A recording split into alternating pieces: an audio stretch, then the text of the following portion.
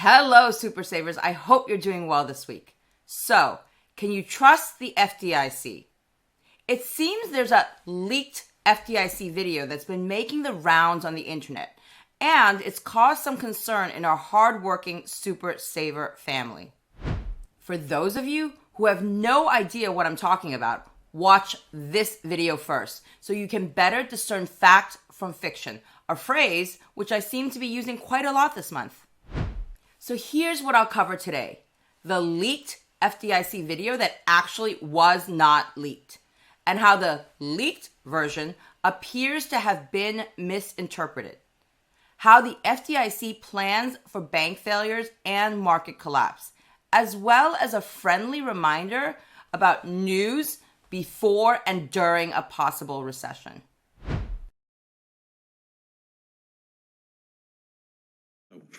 I'd also like to remind participants that the meeting is public and is being live streamed.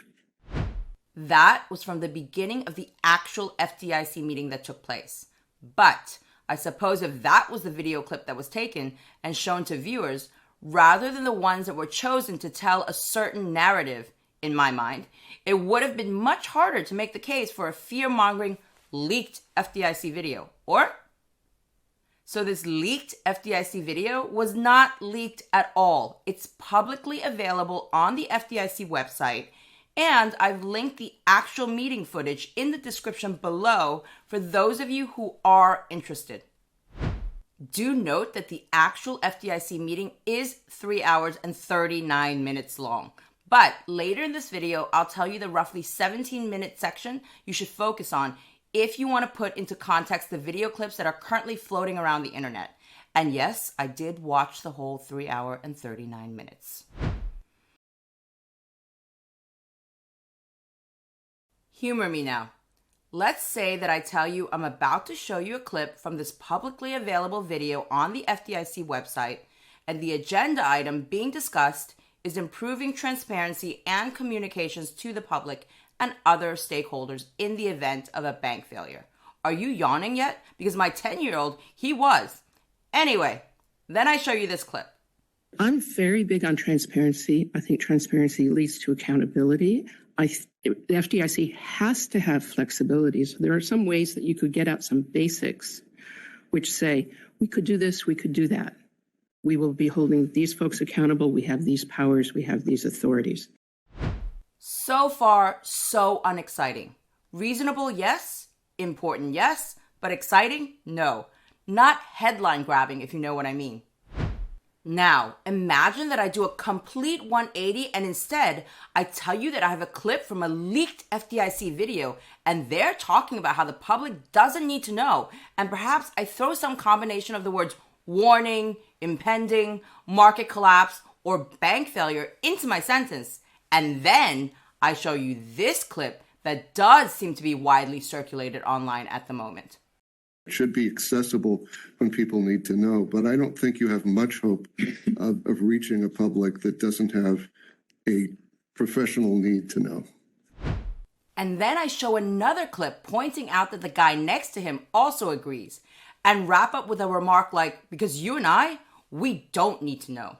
That sounds completely different, or the second version probably got you a bit upset, wondering whether your money's safe with the FDIC.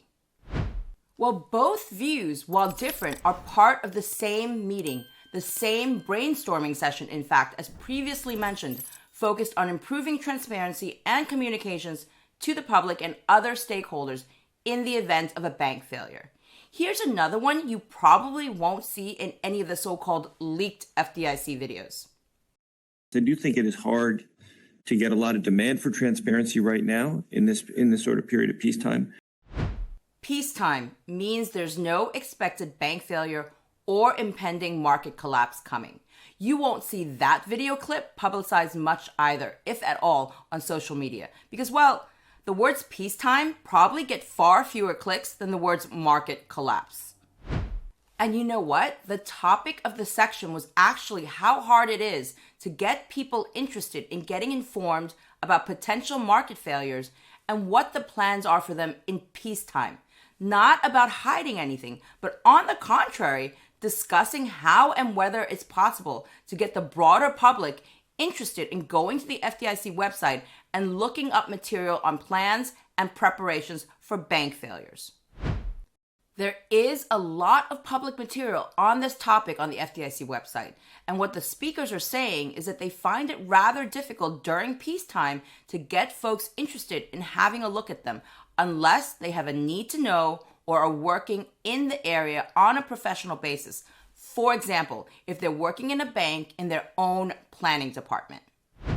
It's actually ironic, really, that some folks appear to have gone through all that FDIC video footage to tendentiously select some specific parts on improving transparency, communication, and public confidence on how to get people interested in making themselves knowledgeable in order to create an end product that was neither transparent nor accurately communicated nor confidence building for the public, but actually implying the same folks who want us to know we're trying to hide everything from us. Anyway, for those of you who want to go directly to the source rather than see hand-picked clips that tell a specific story, I'd suggest watching the actual FDIC meeting video in its original form on their website. As I mentioned earlier, I've linked the complete FDIC video in the description below. Unless you want to watch the whole thing, the 17 minutes from about 1 hour and 18 minutes to 1 hour and 35 minutes should provide more context. In real life, this was a brainstorming session held by the FDIC's Systemic Resolution Advisory Committee, SRAC. Resolution refers to what can be done when a financial institution fails. And usually there are three options when that happens. The financial institution either goes bankrupt, like Lehman Brothers did, the financial institution gets bought, like Merrill Lynch did by Bank of America, or the financial institution gets restructured with some government help, like insurance provider AIG. So the folks at this FDIC Systemic Resolution Advisory Committee meeting, this SRAC meeting, their primary responsibilities are to think and advise on how best to 1. Monitor and assess the risk of bank failures. 2.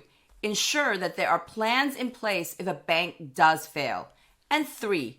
Facilitate and manage the process when a bank actually fails or comes close to failing, including communication to the public and other key stakeholders.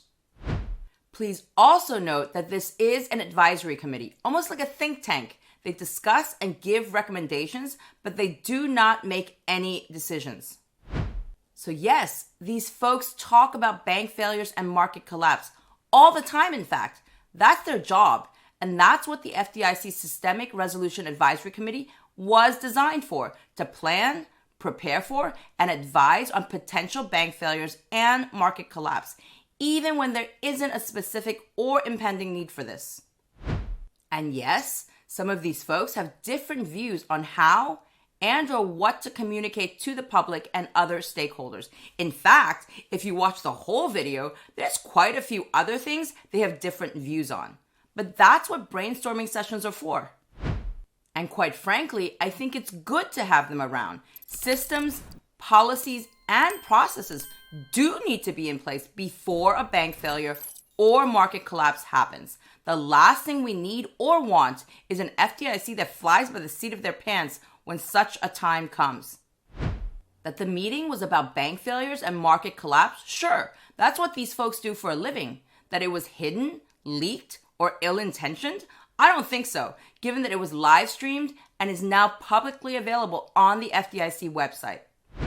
So now that we've gone through the fact and fiction behind this not leaked, but rather publicly available FDIC video, let's talk about something slightly worrying that I've been seeing more frequently lately in the comments and messages that I've been getting from you guys.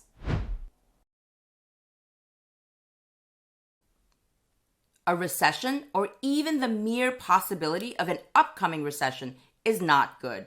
It's not good for savers because we're wondering how we can safeguard and maximize the returns on our savings and investments in a down market.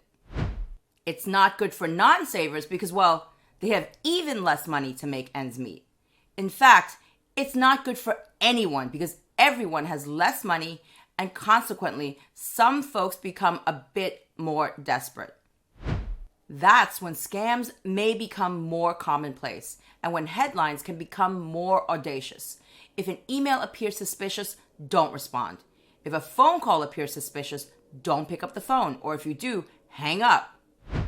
Don't divulge any personal, financial, or other information to another party unless you verified who the other party is and that he or she has a legitimate purpose. All just some good old common sense and caution. And if a headline, article, or video appears too audacious to be true or simply a bit off, then check the source. Do your research or just stay abreast here on this channel, here with us. Discern fact from fiction, because when times are bad, there seems to be a lot more fiction out there. All right, Super Saver, I hope this video has clarified a few things about the supposedly leaked FDIC video and help put your mind at ease a bit. If you're wondering what folks typically do with their money during times like this, then check out this video here on where investors flock to in times of potential uncertainty and instability. As always, I hope you enjoyed this video and learned something new. If you did, then do share it with those you care about so that you can help put their mind at ease a bit. And of course, remember to hit that thumbs up and see you again very soon with another brand new wealth building video.